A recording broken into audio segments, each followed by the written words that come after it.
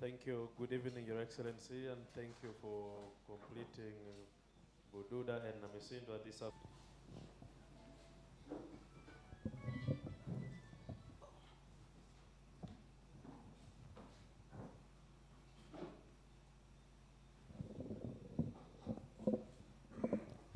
Your Excellency, it is with a great pleasure that we welcome you to Bugisu Subregion. Your Excellency, as the Right Honorable Secretary General of the NRM put it, my name is Javier Silas Omagor. I work with the Vision Group, which is the home of the New Vision, your favorite newspaper, as well as Bouquet Day, TV, Bouquet Radio, TV West, another of your favorite, and Radio West, and so many other outlets, media outlets that we have across the country, including the nearest from this point where we are, a Top Radio. Your Excellency, I am also a media trainer. I dedicated my resources and time to start training fellow young journalists to report and do their work constructively and effectively. For I have heard you and many other leaders in this country complain of poor journalism. It is that inspired me to start training young journalists across the country. This I do to justify the saying, don't ask what your country can do for you, ask what you have done for your country. Your Excellency, that's my humble contribution. I do it with my own hard-earned money. And as we talk, we've trained journalists from this region before you came. I was in Gulu training the journalists there before you went there. And I just returned from Busoga training the journalists from that side as well. Your Excellency, we have here my colleagues from the print, the newspapers, the magazines. We also have my colleagues from the visual broadcast, TV stations, including UBC, NBS, and the rest. We also have my colleagues from the audio broadcast, the radio stations, including 15 radio stations that are in this region, in this town. And I know, Your Excellency, you know, apparently, you are the president with perhaps the highest number of radio stations in Sub-Saharan Africa. We have in the country up to 283 licensed radio stations. And we are so happy for this is creating jobs for my colleagues. Radio stations of Avadambi. And the TV stations are 68 in number that are licensed by Uganda Communications Commission, Your Excellency. And we are very grateful. I know at some point there have been loopholes here and there, but like I said, I've committed myself with other colleagues to make sure that we work on this and improve the quality of broadcast, the quality of journalism across the country, Your Excellency. This will help the country because if you're working every day for a better Uganda, a quality journalism can help bolster that move. Your Excellency, it's at this point that I also want to recognize the former SEC member, who is also the flag bearer of the NRM Mbale City Woman Member of Parliament race, Honorable Lydia Wanyoto. And of course, alongside her is Mr. Wambogo, who is also the flag bearer for Industrial Division here. Just a moment. Yeah, that helps now. I was training myself. Your Excellency, I now want us to start officially, first and foremost by thanking you for canvassing this region, explaining to the Ugandans why you think you are the very best of the candidates that the Independent Electoral Commission did register and allowed to canvass the country looking for the votes. You are today here in Bugisu Subregion, one sub-region that you know dearly votes for you, and some districts giving you close to 90, 100%. You visited some of those districts that I tend to mean in that statement. Your Excellency, since now, against that background, I would love you to start us off by explaining to our listeners why you think, indeed, the people of Bugisu should again trust you with the mandate to serve them as the head of state of this country. Your Excellency. Well, it's not trusting me, it is trusting the NRM, because the NRM has come out of the history of Uganda. Uganda had become a failed state, mainly because of ideology, because the leaders towards independence, majority of them believed in the politics of identity, manipulating identity, religion, and tribes. There was some national ones like Musazi, Ike Musazi, but they were isolated. They were outmaneuvered by the traditional groups, like in the case of Buganda, and the churches. They undermined the Uganda National Congress, which had started in 1952, and that's how you ended up with these sectarian groups, like DP for the Catholics, UPC for the Protestants, and Kabaka Yeka for the Waganda. And that was the crisis. So, some of us, in fact, all of us, the pioneers of the NRM, initially belonged to those groups. I was in DP, the Kategayas and Rugundas were in UPC. Yeah. People like Sam Njuba were in Kabaka Yeka. So, but by 1965, we had seen the bankruptcy of these groups and the danger. So we started saying, you know, what is crucial for the country is not identity. What is crucial is interest. All these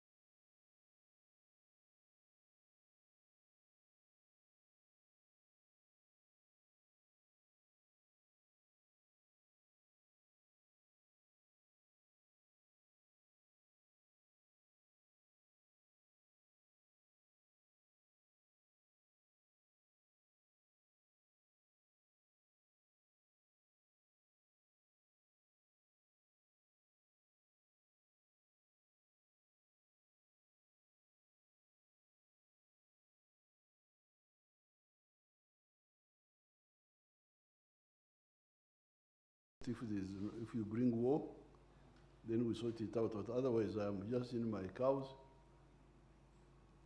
and I'm not bothered with anything else.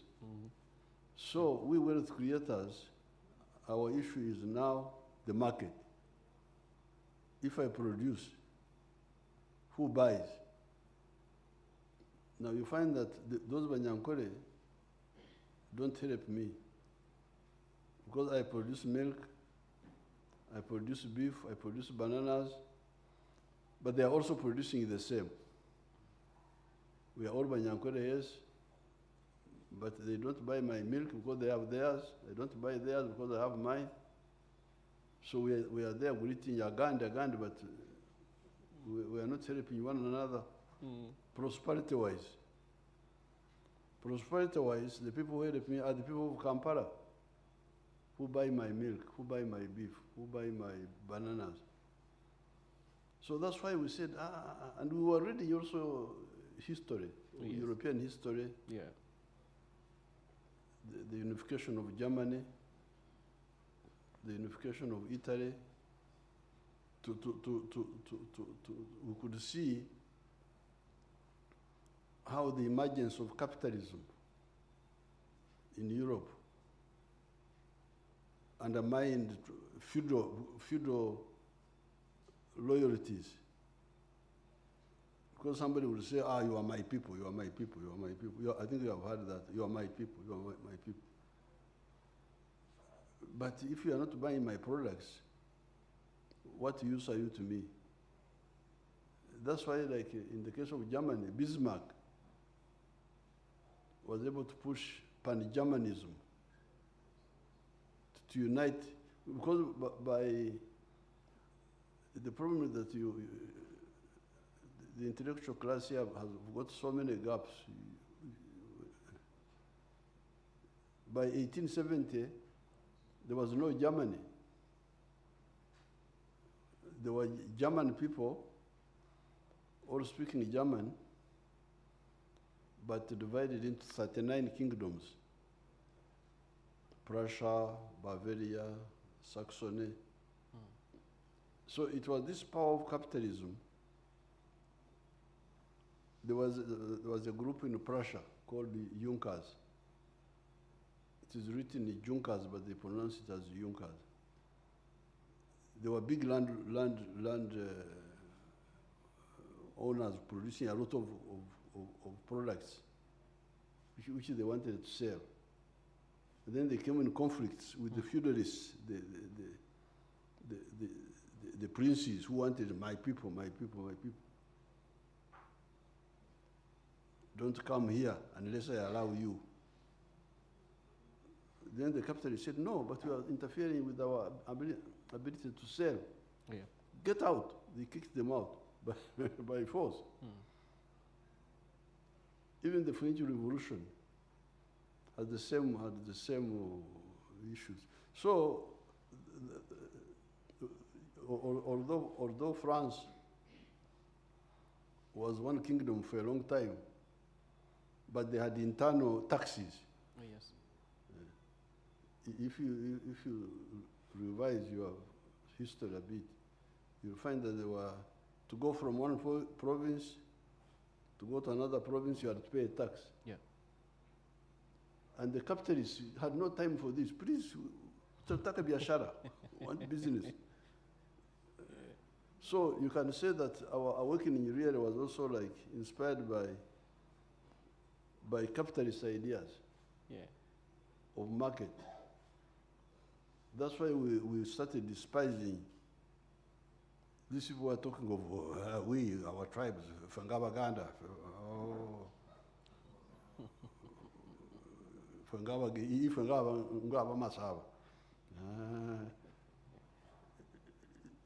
you are a danger to your people. Yeah. Because if the Munyankore is not buying my milk, is not buying my beef, Anyambachi, what is he helping me? Just a Gandhi. Just greeting me in Nyankore, you think that's enough. I want money for my family. I want to build a better house. So that's how we started really. What became NLM started around 1965. Now, so, and they thought we were joking. We started telling them that, for them they were saying, blood is thicker than water. You know, you have heard that statement. Oh, yes. Blood is thicker than water, meaning your tribe is very important. In fact, the Wanyankore also say, that the hyena from your area will eat you in a better way than... It will be merciful while eating will you. eat you in a better way than a hyena from another place. So we said, no, this is...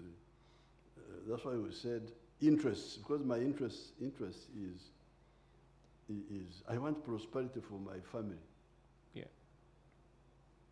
For my business. For my area. For my people. So if you say you love Banyankore, but you don't care about Uganda, you're actually an enemy of the Banyankore. Oh, yes. First and foremost. Because if the Banyankore did not have Uganda, which gives them a market for their products, there's no way they would be prosperous. So that's how we started. Now, therefore, when, and they thought we were joking, and we started in the study groups in the universities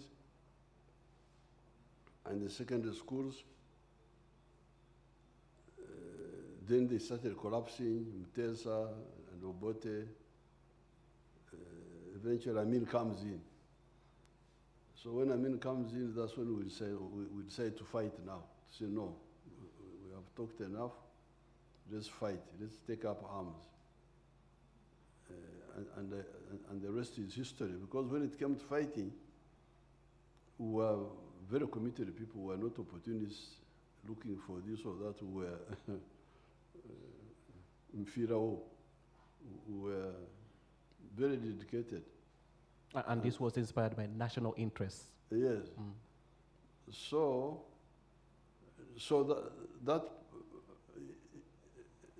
that's how eventually we come to getting rid of Amin. Then even when Amin is got rid of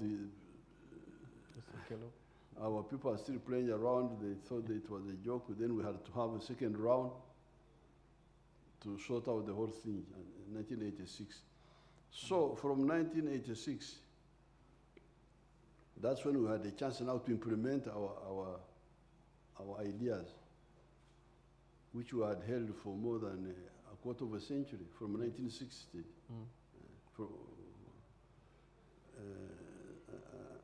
And that time, that's how we were able now to do what we are now putting in the manifesto. And we are saying, you people, this is what NRM believes. See what it has already done on the ground, and support us so that we continue and do more. And these are the 7 points.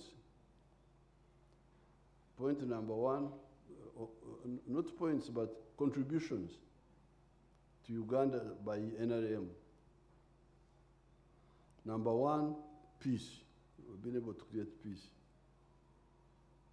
And the reason we create peace is that the main reason is really ideology. I don't care about who you are.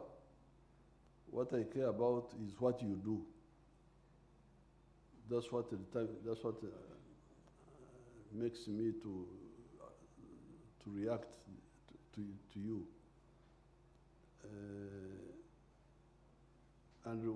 So we don't believe in sectarianism of religion. We don't believe in sectarianism of tribes. And because of that, we are able to create a national party, political party, which is national. This was a big problem. In 1962, you could not get a party which could get 50%, or even 40%. No. That's why they were all minorities. But this time we have a national, we are able to have more than 50% on the first round. It's significant, Your Excellency, that you've been able to galvanize this and make it straight. Because since the country organized the first election in 1944, that was always the problem. Even when we had the Britons here, that was always the problem, that, like you said, parties being made before, around the tribes, around the religion and stuff. Absolutely. Absolutely. So we have a national political party, so that stabilizes the politics. Yeah. And then we have the national institutions, the army, the police. So that's how we are able to fight. and defeat anybody, because we are united, not just fighting skills, but also the politics behind our doctrine of defense. We are not aggressing anybody. We are just defending the interests of the legitimate interests of the people. So that's contribution number one, peace. Peace because of ideology. Contribution number two, Tswana, you call it, I hear you call it, it's Tswana or something like that. Development. And development has two parts. There's the social infrastructure, like schools and health centers, but there's also the economic infrastructure. The roads, the railway, the telephone, the electricity, the piped water, the ICT backbone. When I'm in the villages, I don't disturb my villagers with ICT backbone, but it is also there, because I don't think they know what it is all about, the internet. So this is number two now, development. Yeah.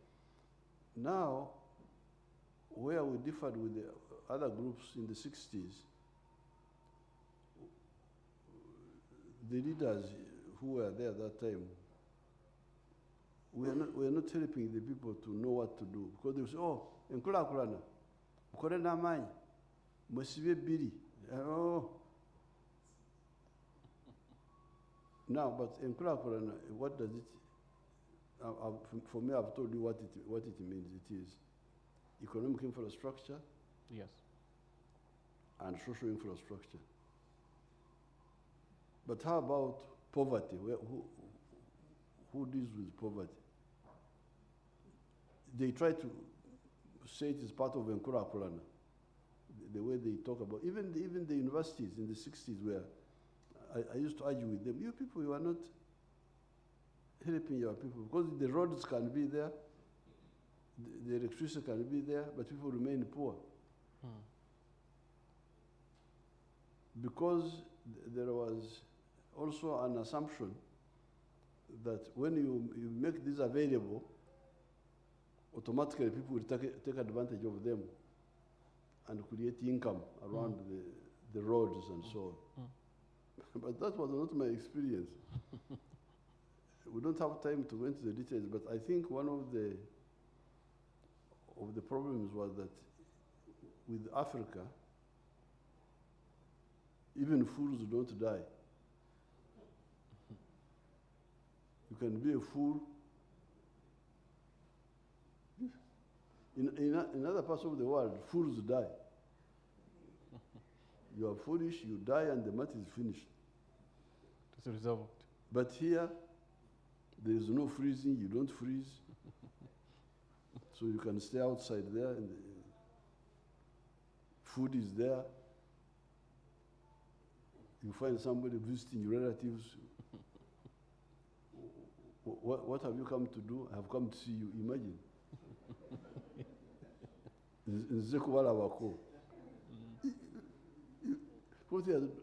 He has no other job. Just, I am visiting my relatives. He comes and eats, and 1 month and goes away. Now, in other parts of the world, things are not like that. So Africa, there's something there people don't understand, that Africa has been underpopulated for a long time. Because if you look at the whole of Africa, the population is now 1.5 billion. We have overtaken India for the first time. But previously, India was bigger than us, population. And yet India is 12 times smaller than Africa. So real Africa is underpopulated. You get a country like Congo, it is about the same size as India, with only a population of 80 million people. So in such a country, people can just eat mangoes. And survive. Eat monkeys. They get Ebola once in a while, but otherwise. So, if you do not get somebody to work them up, to say, please, the automatic reactions to infrastructure, to a good road or electricity, may not come. We need to sensitize these people. Yeah. That's what I did with the Banyankwele, because I could see they were in very big danger, because they were just there, seated, with the leaders who are misleading them. Political, even the churches misleading them. We are visitors here on earth. Our permanent home is in heaven. Here we are just guests. So they sit there that they are like the birds of the air who neither sow nor harvest, but God feeds them. A lot of confusion. So that's why we had to say please, but also with the Chibaru. So that's why, for instance, we have the campaign, tobacco. We have the campaign, the Pamba, because sugarcane for smallholders. Those can be done by people with a big acreage. But the smallholders like the Bugisu, I would not recommend them for commercial, for Pamba, for those, even tea needs more land. So therefore, that's why we said now number 3 is wealth. Wealth creation. Now number 4 is jobs. Again, that's another confusion. I don't have time. And this is colonialism, where they created the impression they were the blacksmith, Umwesi. Families which were in the Ukuwesa, they don't do other things. They do blacksmith and people bring them other things. They were carpenters. And we have individual names for each one. Abakomaji are the back cloth. Those who are making back cloth. Families, that's their job. That's their morgue. You had the Banogos. Banogos are the ones who make clay, clay products. I'm using the Nyankole terms, but you can go and check the Gisu ones. They were Abatanayi. Abatanayi were the people who were making bows and arrows. This is their work. You had the herbalists, whose job was Abashakis, the ones who could treat you. You had even surgeons, Abajenji, the ones who could cut you open. And, you had, so there was Omoga for everything. So there was no unemployment. From birth, people had jobs. So, but when the Europeans came, they killed these. Like, for instance, the products of the ceramics, of pottery, of clay, a boomba. All those now were replaced by these imported saucepans and I don't know what and I don't know what. Those were killed. The back cloth was killed. All of them except very, very, very, very residual things like these drums for dancing, they are the ones which survived. Yeah. And then what did they introduce? They didn't kill the traditional myoga to create modern ones. Because they didn't create modern armaments for the arrows, arrow makers, stop making arrows, make guns. No. Don't make any weapons. Europe will make weapons for you. How about plates? Nah, don't make any plates. Plates will come from somewhere else. How about clothes? Don't make any clothes. Clothes will come from somewhere else. So all the Myoga were killed. And what was introduced were the Ukarani, people to be clerks in the colonial system. Clerks, administrator, Muruka Chifu, translator for the white man. You could find somebody very important in the district, in the museum room, that's the one who's interpreting for, the one who's interpreting for the DC. Very District important person there in the district. District commissioner. So that's how now jobs shifted from production to administration. White collar. White collar. Now, very dangerous. So now, that's why up to now people just die to be in the government. And fight for these political jobs as if it's the end of life. So therefore, that's why the NRM has been saying, please, the jobs can be found in commercial agriculture, can be found in manufacturing, can be found in services, hotels, and so on, can be found in ICT. This is where the majority of the jobs are. And since you say you are being trained by, what's your name? Yes, my name is Javier, Your Excellency. Omagor, the one you like, Omagor. Omagor. Yes. Now, since Omagor is civilizing you, you can check on the internet and you see other countries. What percentage of population are in the government jobs? What percentage of the population are in services and in manufacturing? You check country by country. USA, UK, you what? You will see. There's no way government can be the main employer. So this is number 4 in our program. Number 5 is service delivery. Health, how we extend health to the people, how we fight crime,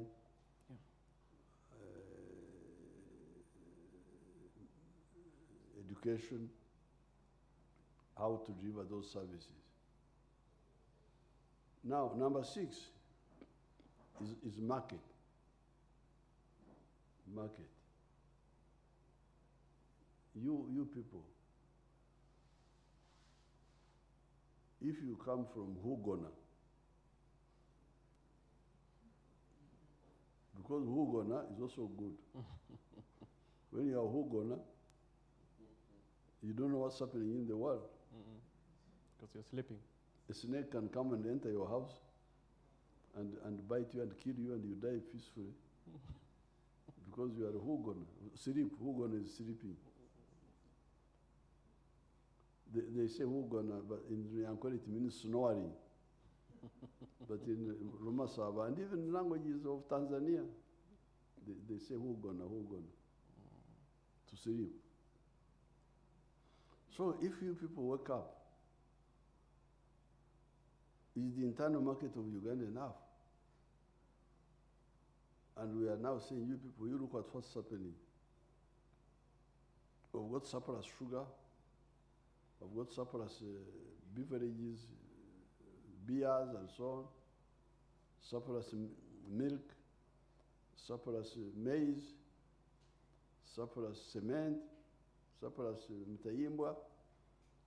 Where do we sell all this? So that's why we say, please, be patriotic so that you have the United Uganda market. That's why you should not bring tribalism again and all those. But also be Pan-Africanist because you need the African market. Yeah. So that is our point in our number 6. We are saying that if you don't look at that, you end up like Latin America. Because Latin America is a very rich area in terms of natural resources. Rivers, minerals, forests, but very poor. Why? Because it's very difficult to do business in Latin America and succeed. The countries are very small. El Salvador, Nicaragua, Honduras, don't know what. Small, small, small. In the United States, if you are in New York, you produce a product, you sell it all the way up to California. Yeah. Interstate business. Very easy for you to succeed there. So this is our number 6 in the manifesto. Number 7, we are also looking at the political integration of East Africa. Whenever I listen to the song of the Bugisu, I like it so much, the tune of the Bugisu. And I am hoping you to capture it, confiscate it, and take it to East Africa. When we form the Federation of East Africa as a federal anthem. Now, why do we need a federal anthem? You see what's happening in the world. War between Russia and this one. Americans are doing this. How will Africa defend itself? If we have got economic integration, it can help with the economy. But how about defense? How do we defend ourselves? The Americans are now saying they want to be superior in land forces, on land. They want to be superior in the air force. They want to be superior at sea, navy. They want to be superior in space. And they have all been to the moon. The Americans have been to the moon, the Russians, the Chinese, the Indians have now gone. You fellows, you are here on Earth. Those fellows are on the moon, looking at you like insects. I don't like to be in that situation. That's why I say, you people, why don't you see how to unite? Because Uganda, even if you wanted to build a navy, how can you build it? We don't have access to the sea. The political organization in Africa is so irrational. Some of the countries have no access to the sea. For economic purposes, but also for defense purposes, you are stuck. How do I export my products? That's why we have got endless discussion with Kenya, then this one stopped, then another one comes, then the railway, the pipeline, the what, we discuss. But that ocean belongs to me. Because where is my ocean? I am entitled to that ocean. In future, we are going to have wars. In the future, we're going to have wars. How can you say that you are in a block of flats, that the compound belongs to only the flats on the ground floor, that the compound belongs to the whole block. All the flats are entitled to the compound. Yeah. There's no way you can say, so may I just watch these people? You are really endangering yourself. How can you have a situation like this? Uganda is landlocked inside here. But where is my ocean? My ocean is the Indian Ocean. So, no, it belongs, really, me. I'm on the top floor of the block. And then you say the compound belongs only the ones on the ground floor. This is madness. So that's why I say, you people, you better unite economically for the sake of prosperity, if you want prosperity. Market. But if you want stability, and also strength in the world, so that you can go and to the moon also, you go to the moon. The ones who have been to the moon are big ones, not smaller people. the Americans, the Chinese, the Russians, and the Indians now. Our friends, the British, are still here with us. On Earth, they have not gone. They can't go. It's too much. One country can't manage. The French are here with us. All these fellows, except those four, because size matters. So that's why we say, you people, why don't you look at East Africa so that you deal with the issue of strategic security? These are the 7 points in the manifesto. Thank you. Normally when I'm talking in the rallies, I don't have time to go into all of them. Yeah. But now that you have invited me, you are the ones who invited me. And you do, once you invite me, you do so at your own risk. It's our pleasure, Your Excellency. I can talk to you for ages until you sleep. The pleasure is ours, Your Excellency. Appreciate. So Yeah. our manifesto has the 7 points. Yeah. Yeah. All right. Thank you very much. And I'm saying this is the only serious manifesto. Because what are the other fellows saying exactly? What are they saying? Museveni agende. In Gende, I have no problem. I have got a very safe address. I can go. But the issue is you, the Uganda. Yeah. It's not me. Me, I have no problem. I've never had any problem. So that's why we are saying Banang. From what I hear, those presidents may not have much to offer because they don't seem even to understand what the problem is. Thank you very much, Candidate Museveni, for elaborating why you should be Bugisu's favorite on the ballot, presidential ballot, and also outlining those 7-point manifesto plan that you have for Uganda in case they indeed trust you with the mandate of taking us until 2031. Your Excellency, you've talked about the market, you've talked about skilling, and the other presidential candidates are talking about the unemployment of the young people. And you seem to be scoring because I have visited with students of a couple of universities here, some of whom I train, the media students, the Sino Uganda Mbale Industrial Park.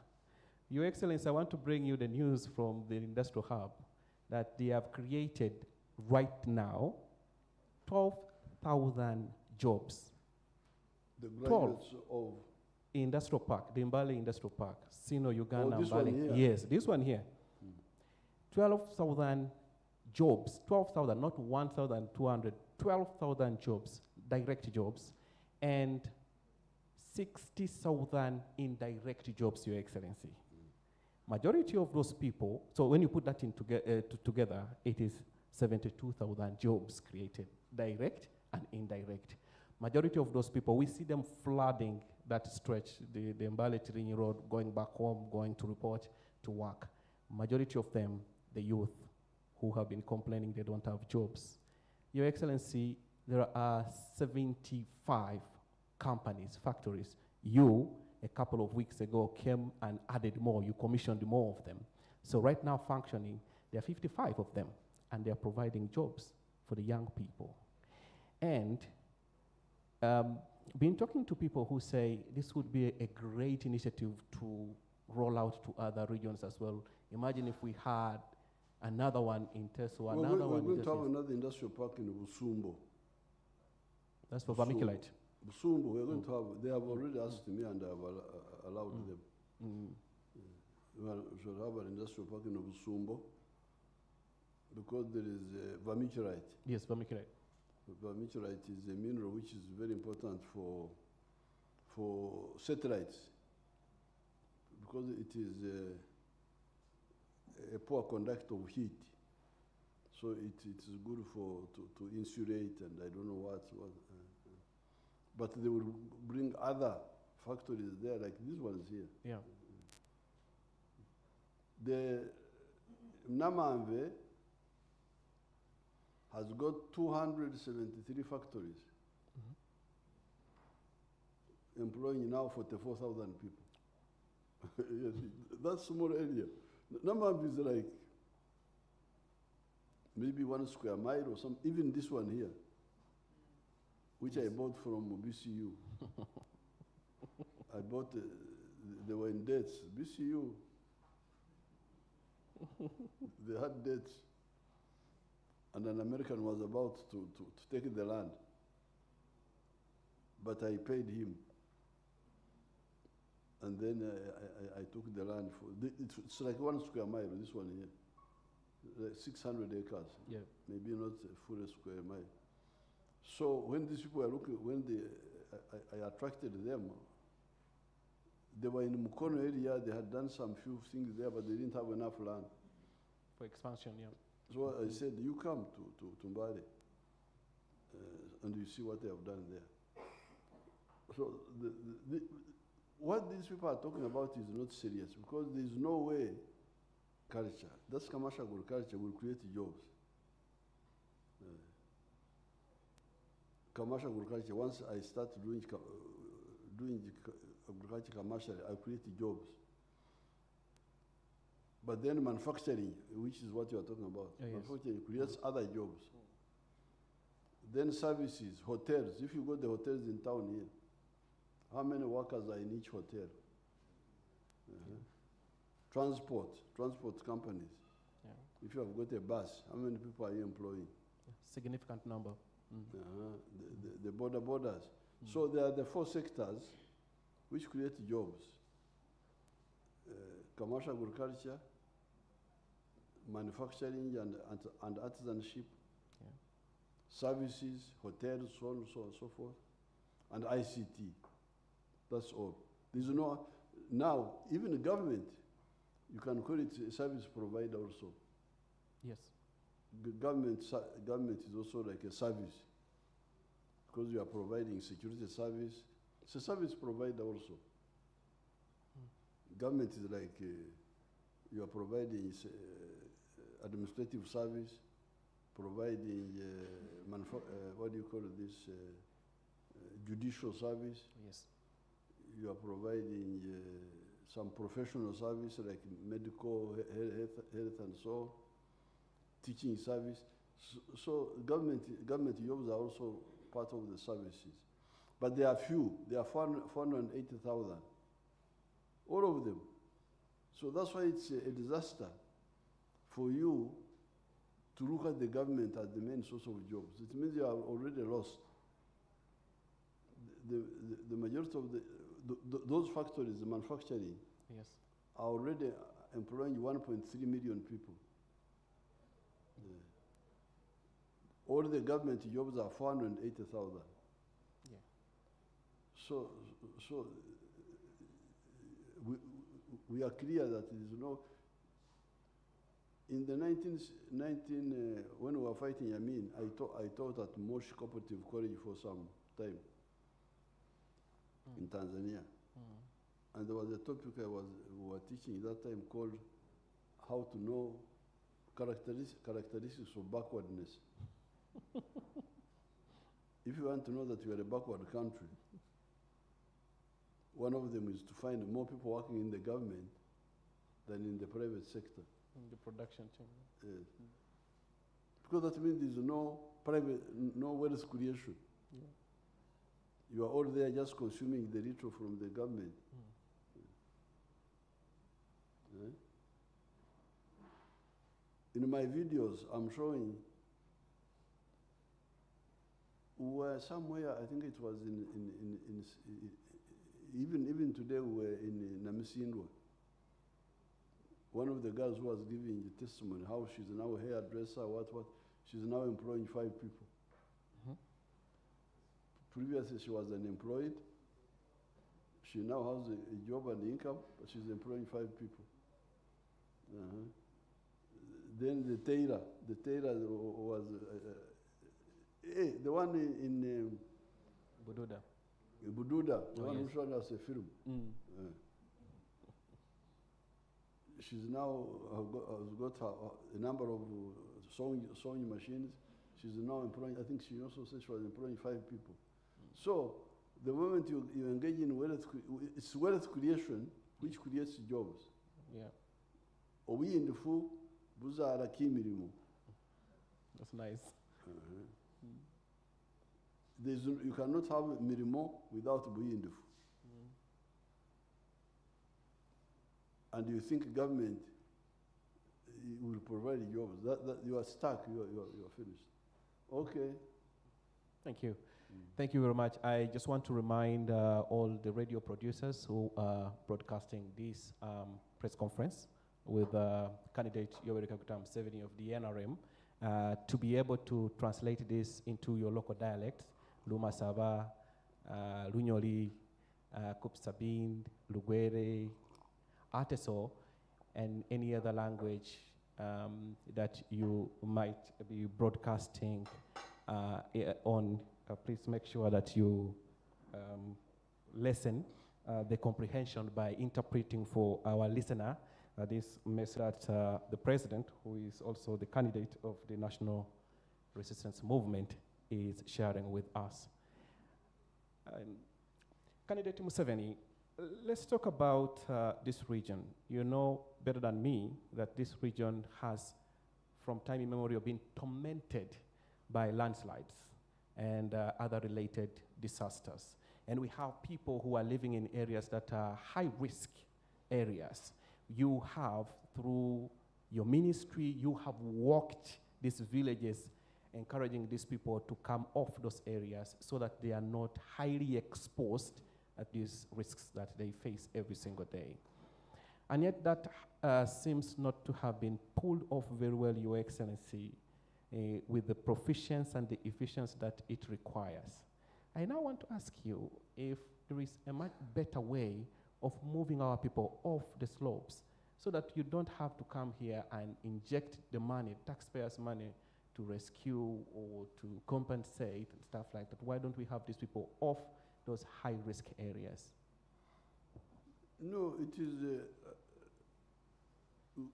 our people will wake up because you see they were being misled by, when we were saying this mountain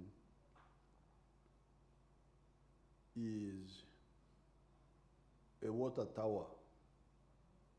I think that's what they call it in geography.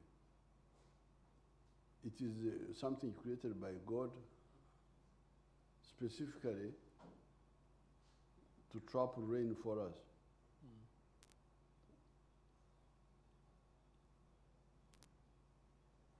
If you remember nature study, we used to call it nature study. They will talk of the different forms of rain. The convection rain, which is evaporation, and then it goes up, it cools and comes back. But there's also what they call relief rain. Relief rainfall, where air comes and is forced up. Yeah, the volcanic power, yeah. Forced up by a mountain. And then it cools and this is the work of this mountain. It is a rain manufacturer, God which has put here. Now, in that job as a rain manufacturer, it has got forest. And now that forest is a protection for the mountain. Yeah. Because the trees hold the soil. Because you see the mountain is gravity is steep. Yeah. So if you don't have what holds the soil, it will okubeguka. Yeah. Okubeguka, how would the Bugisu say? Something like a part goes off. Not breaking, because breaking is a wood. If a wood breaks, we call it chahendeka or kumenyeka. Si kumenyeka, because you can't say the soil has kumenyeka.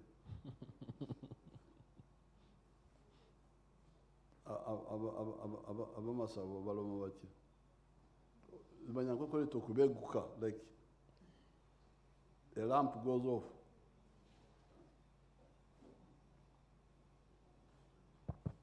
Thank you, Your Excellency. Bamasaba call it Hupongoha. Yeah, something like that. It sounds like that. So that Kupongoka will happen if the mountain is bare. But if the trees are there, they hold. The soil texture. They hold the soil. Mm. They hold it.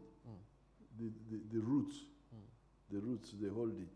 And then also, they stop the rain falling directly. Because when the rain falls directly, it also erodes. Yeah. When those rain drops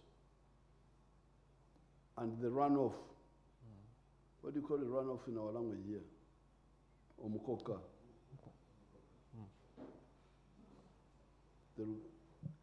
Yes, Your Excellency. Omukoka in Rumasaba is called Kumuhururo. Kumuhururo. Omukururo, okay. Kumuhururo. Yeah.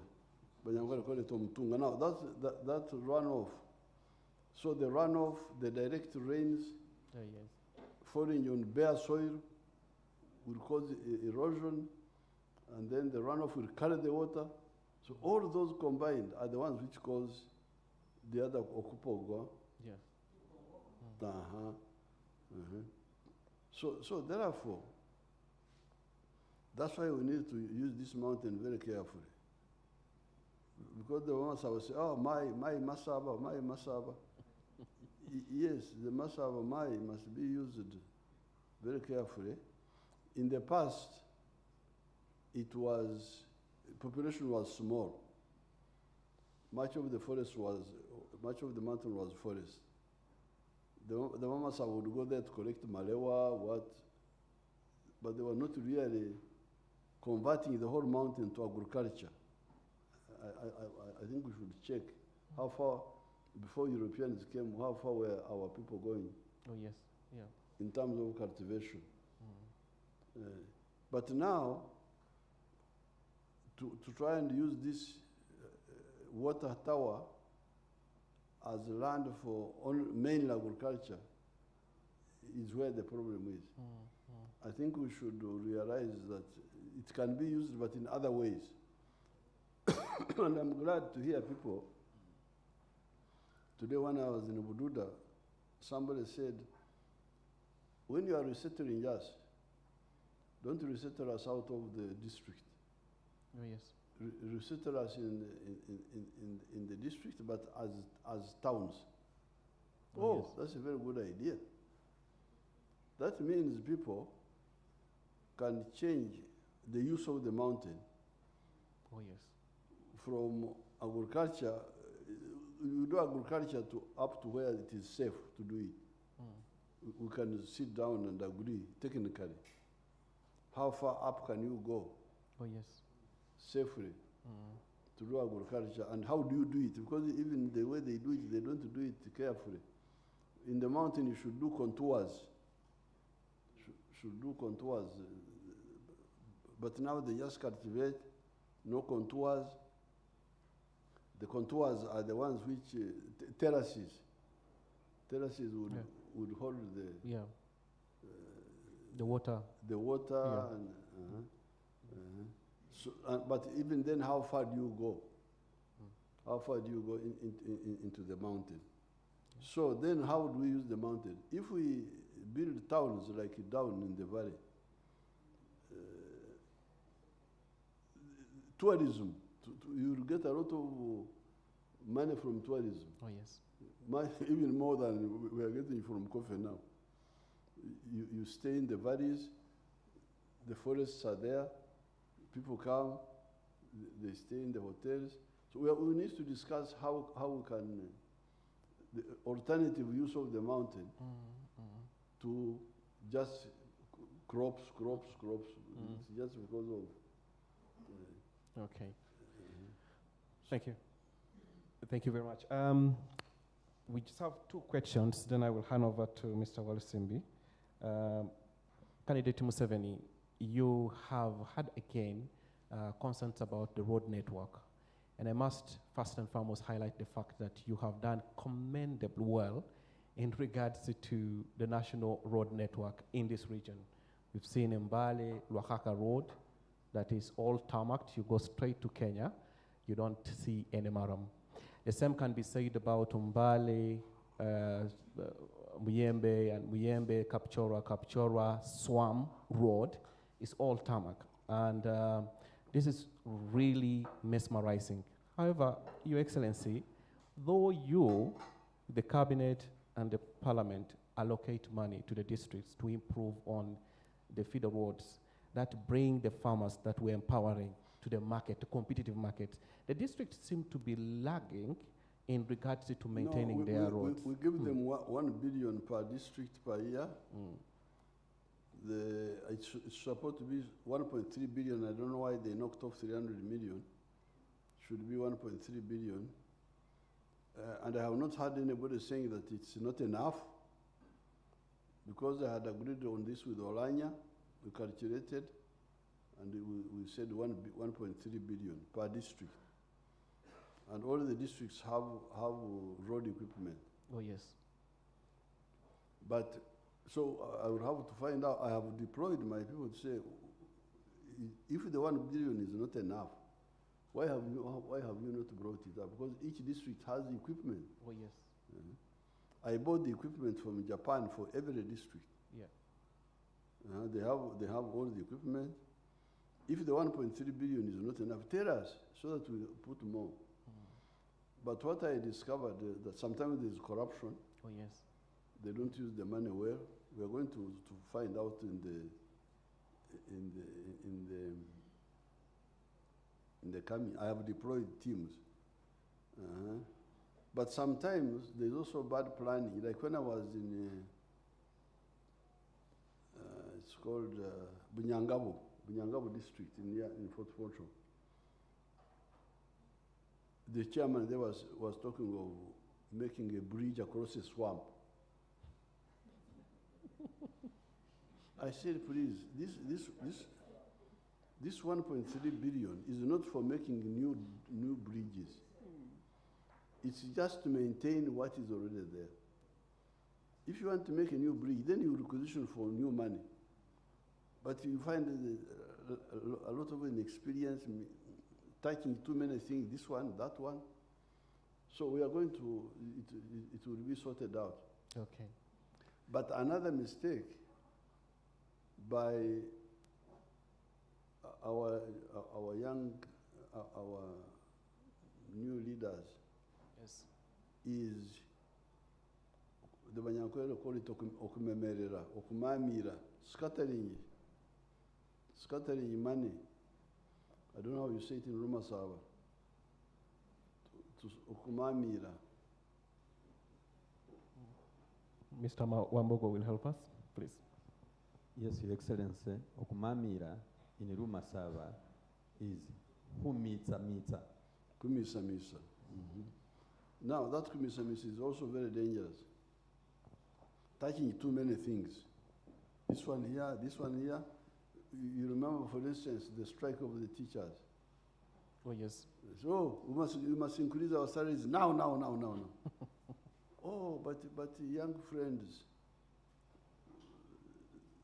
the Baduda still want the Baduda Circular Road.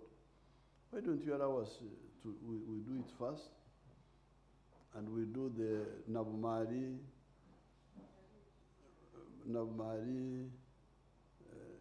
Namutumba Road from through Butareja. We do that road. And other crucial roads. Why don't you allow us to do them first before we? Because you see the wage bill. Once you increase the money, it is monthly. It is recurrent. It will never stop. Once you have started the expenditure is perennial. So we try to say, please, you hold on. Let's first do, and yet when you do a road, you don't do it again for another 15 years. So if you are budgeting, it's better you do what you don't have to renew, Oh, if yes. it is crucial. But they say, no. You must now. If you don't now we strike. Then we say, okay, if you strike, I send you home. Because you are a disruptor. You don't care about the family. The family, we are seeing, what do? Do we educate children first, or do we buy a car? So we must buy a car now. And we are telling you, please, let's buy land for the family. The car we shall buy later. No. So there's also that problem in planning. If they were listening to our Chiekera way of planning, would go far. This industrial park you are talking about, Oh, yes. is because in 2005 I put my foot down and we put more money on electricity.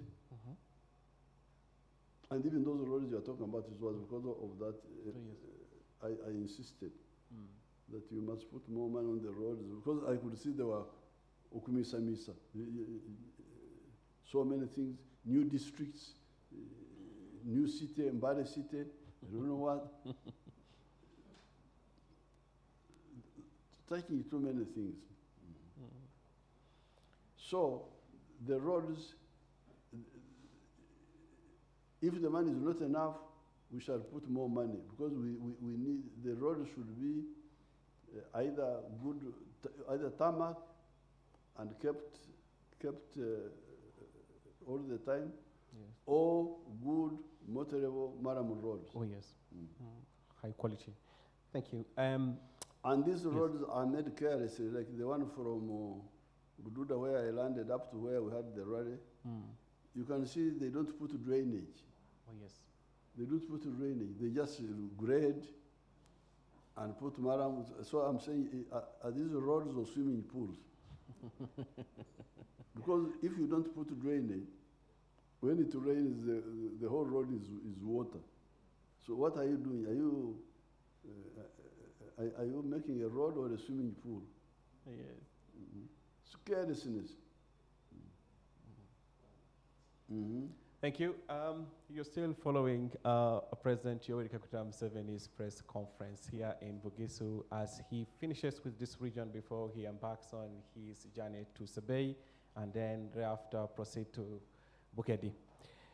Your Excellency, the very last question I would love us to interact on is, I saw recently you did congratulate Her Excellency Samia Suluhu Hassan, the President of the Republic of Tanzania.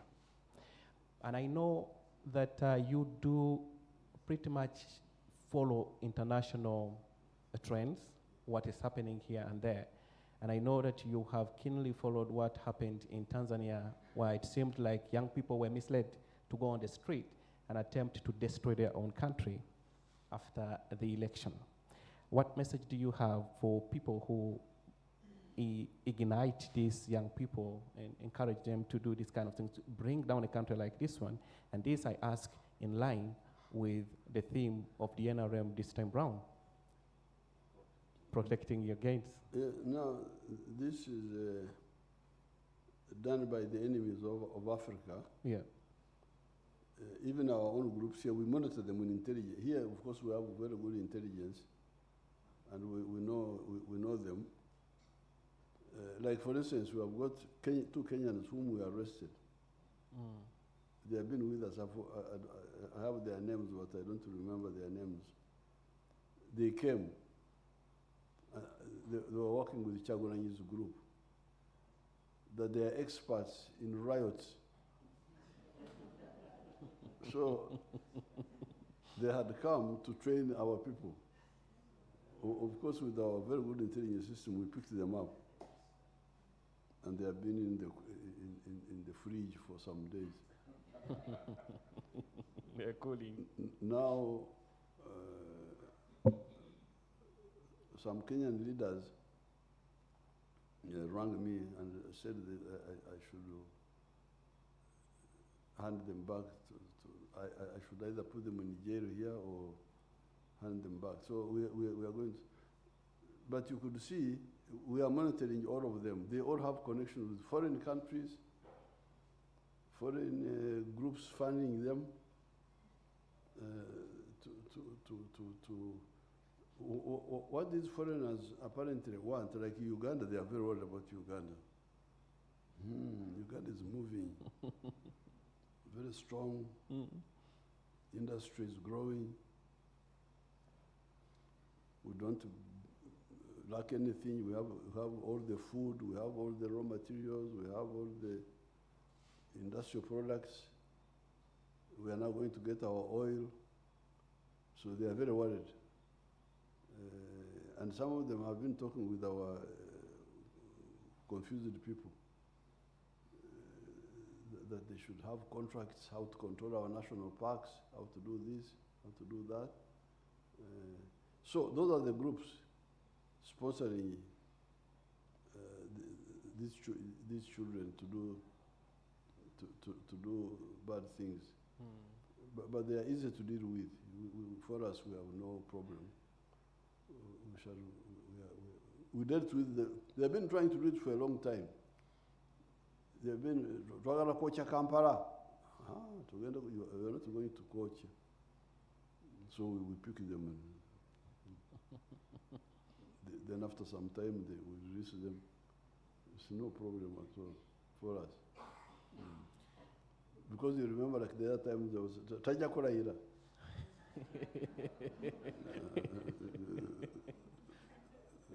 Yes. But I must warn the ones who are misusing these children. Yes. Because sometimes the children, like when they had those riots of 2020, November, I think it was November 18th. Oh, yes.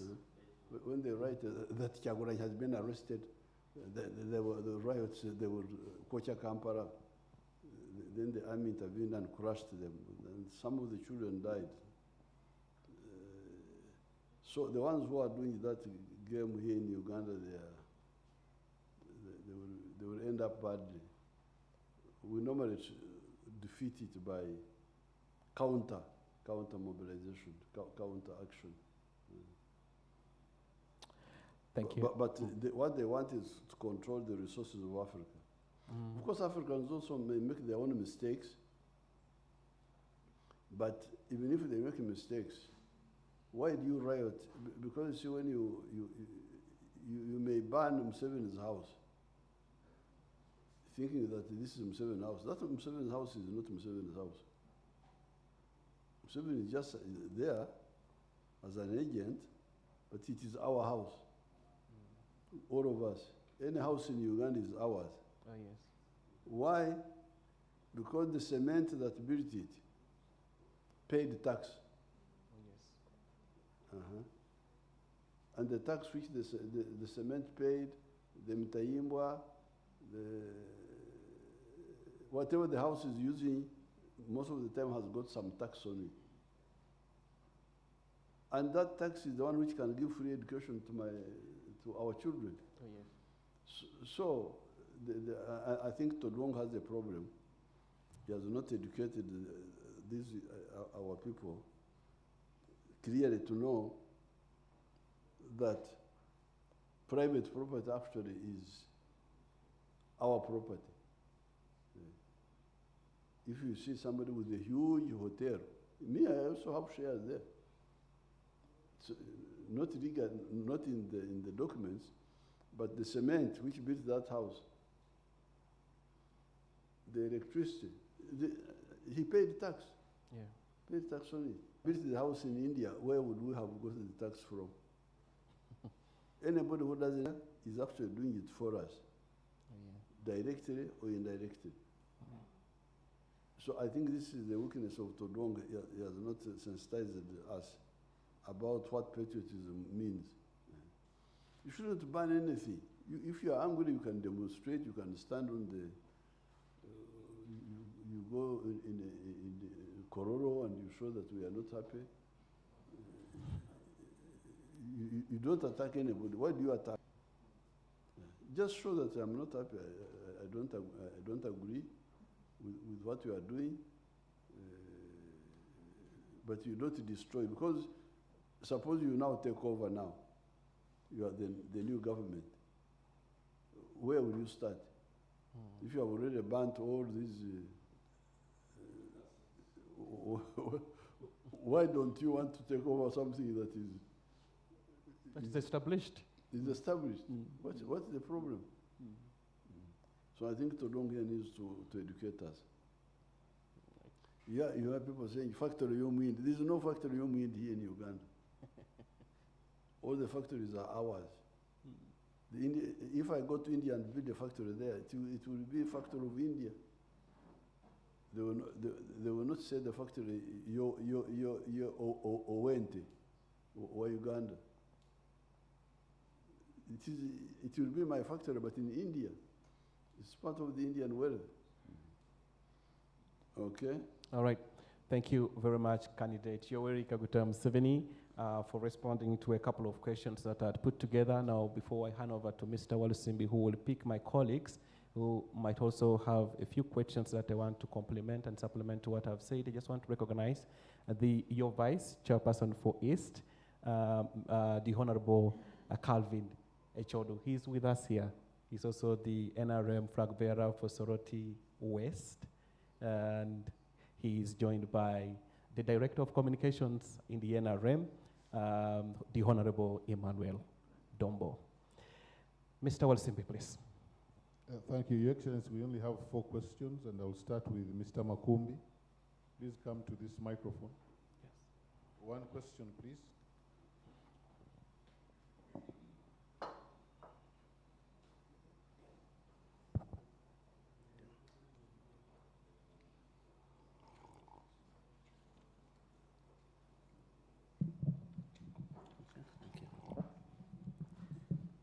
Thank you, Your Excellency, for this moment.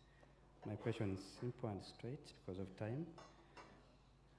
You've been talking about the new method you're going to use in bring forward for the university graduates, giving them startup capital after 2 years in case they don't get any money and they don't get any job. How are you going to implement this, and how is it going to be rolled out? It will be, I think it should be per zone. It should not be national. It should be at each zone, like Bugisu. If you put it in the district, it will be too many. I think it's better at the zonal level, because those graduates are not too many. For the skilling hub, I put it at the district. The circle of the skilling hub graduates, because I didn't want them to travel too much from Namisindwa to Mbale, from Bulambuli to Mbale. No, let them. But for the graduates, I think the zone may be the best. Yeah. There are not too many. There are many. There may be many, but not too many. Yeah. They can be managed at the zonal level. Ayub?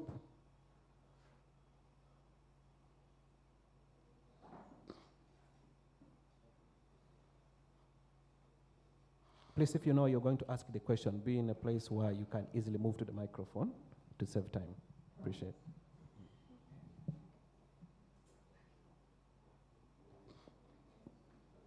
Thank you, Your Excellency. My name is Ayub Chirinya. I work with IU IFM. My question is on the issue of coffee. Being a region that is very known for coffee, we need a modern equipment that would help farmers in this region to thrive very well in terms of the coffee. Your Excellency, my question is, how best would you help the people of this region in terms of modern equipment, such that they are able to use that technology for them to develop very well? Thank you. Equipment for the farmers, for who? Of course, for the farmer, just like where there is value addition. Okay. Would you, for example, use Bugisu Cooperative Union to help them in terms of value addition? Yes, the value addition is what we have been telling everybody from the beginning. but they don't listen to us. We have been talking about, because my background, I started with the farmers, the cattle farmers in 1960s to convert those Balaro from nomadic to settled agriculture, but with modernity. And that's why we have been able to industrialize the milk industry. When I on the rally Mbale, I will show how the milk industry now is totally industrialized. So this is what I wanted to do for coffee for a long time. But they were not interested, they were not listening. They were not listening to doing this one. I even teamed up with Mwalimu. There was a Tanzanian factory in Bukoba, Tanzania. We tried to run it together. Then I gave money to some groups. There was a fellow called Banya in Kampala there. Then there's an Italian lady who came, Pinetti. Even now she's trying to build, I think, a factory in Namamve. Because we are losing a lot of money. And you misinform our, our people. The good coffee, Robusta, is called Screen 18. These are the beans which are good. I think good size or something. Normally they get about $2.5 per kilo. Now recently, with the problem of coffee in Brazil, the price went up to about $4, I think, $4 something. And that's what some people have been claiming, that it went up because of this one, or this one. It was because of the drought in Brazil, not because of me. Me, I can't claim that I'm the one who put up the price. Now for the Arabica, the good grade is called double A, AA. And normally, I think they get like $3 or something. But when with the problem of Brazil coffee, it went up to about $5, 5 point something. But if we were adding value to our own coffee here, because now that coffee is taken to Germany, they are the ones who convert it into soluble coffee, instant coffee and all that. Germany, or I don't know who else is very active in that. Germany is the one which is very active. You can imagine Germany, the total value of coffee in the world is $460 billion. Do you know that, you man, the one who asked the question? Mr. Kirinya. I'm not giving you free. It's a free lecture. The total value of business of coffee in the world is $460 billion.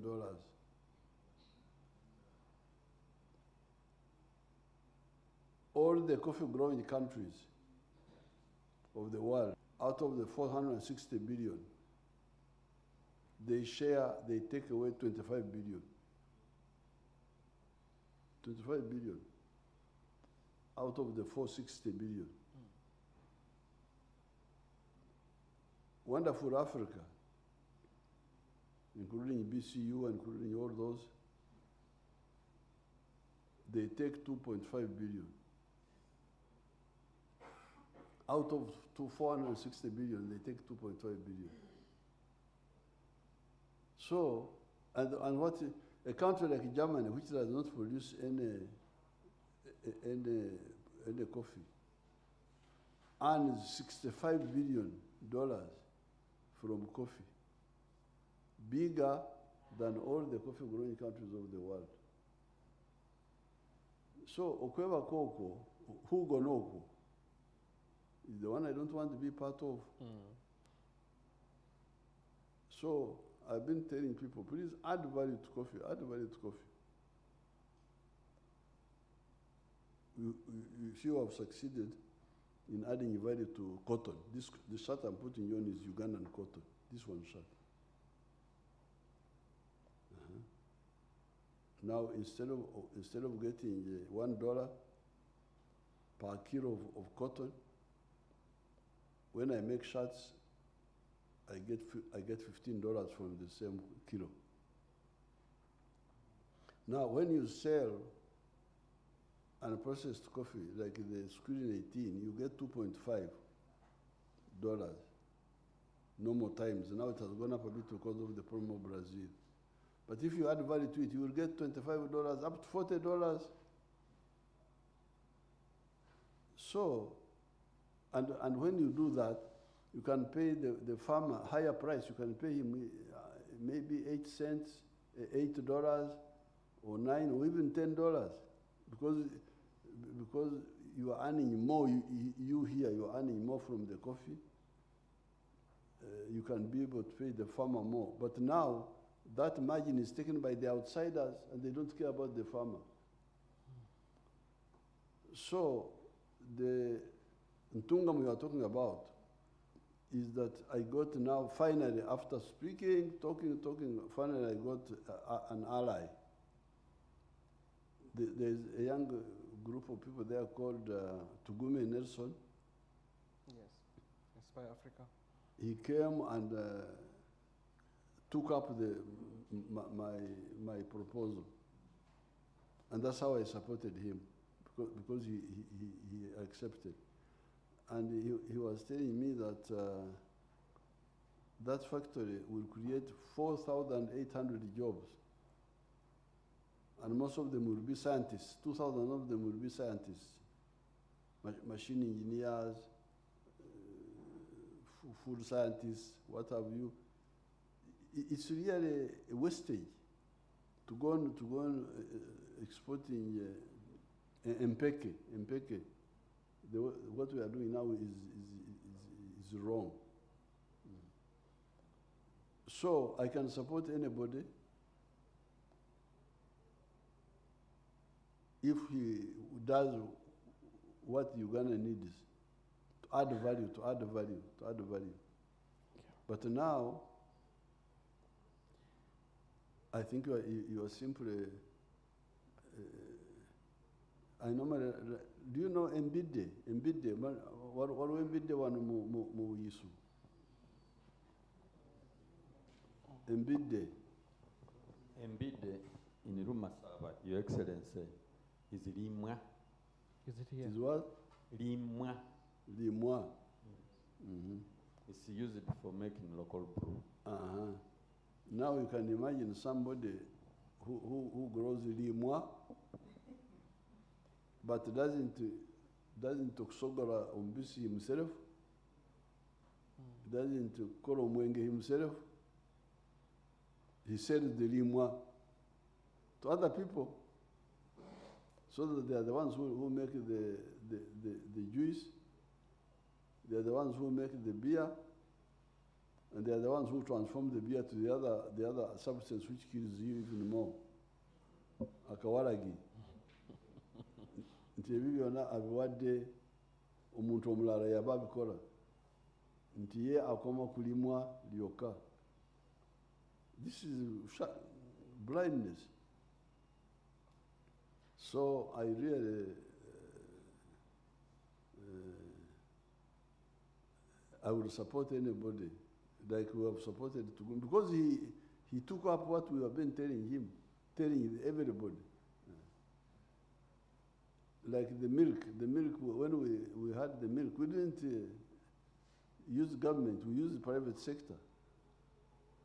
Especially the Indians, they came and they are the ones processing the milk now. And the textiles is private sector. Thank you. Okay, two final questions. Matembu Gerald. Yes.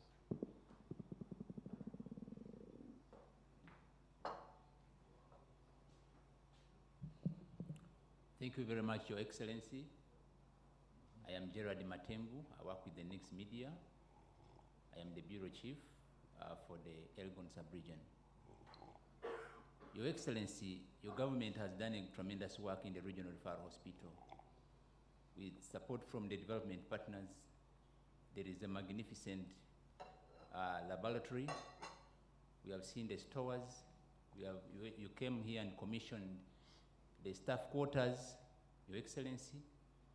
And you also began on a very strategic infrastructure under your government, that is the surgical complex. This facility has stalled for over 8 years, Your Excellency, and the hospital is grappling with congestion, which your government had envisioned to address through this facility. The people of this region would like to hear about the fate of the surgical complex at Mbale Regional Referral Hospital. I was not aware. I will check, and then when I speak on the Mbale, I will talk about it. All right. I was not aware. What I was aware that was Mbale Referral Hospital is being modernized and so on. All right. The final one. Judith Amsugut.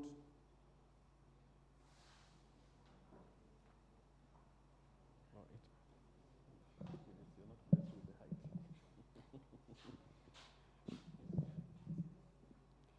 Your Excellency, I am Judith Amsgut. I work with Step Radio here in Mbale City. We are still in campaigns and elections soon approaching. What assurance do you have for us Ugandans and visitors in terms of security? That what? What assurance do you have for us Ugandans and visitors in terms of security? Security? I think she's referring to the after election, maybe the possible. Yeah.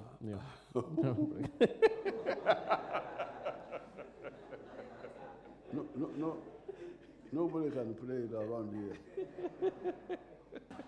You go and play those games in other parts of Africa, but not here.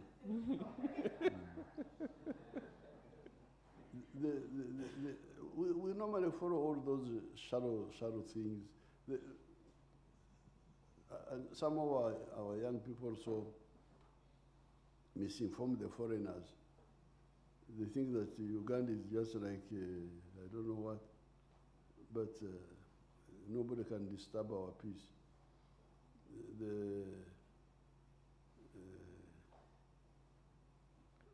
Anybody who disturbs, we shall just pick him and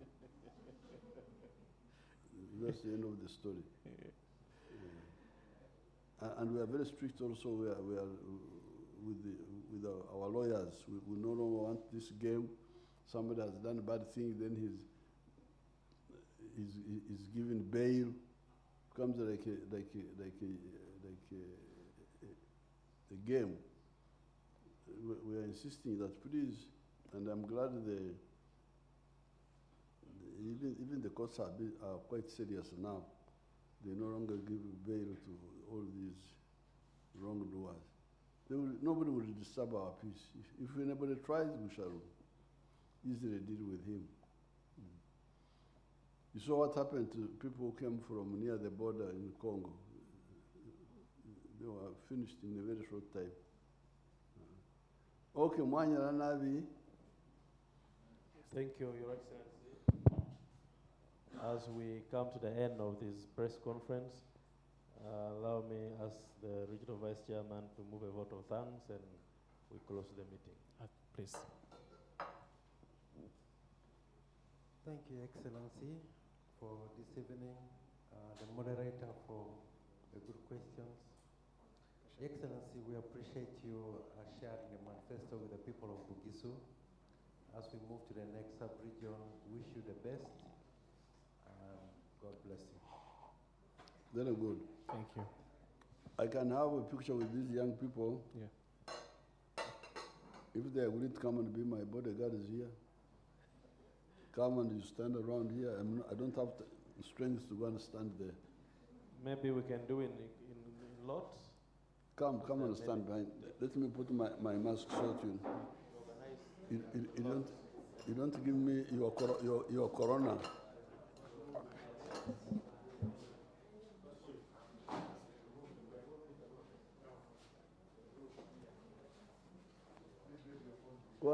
Watch your word, Jay.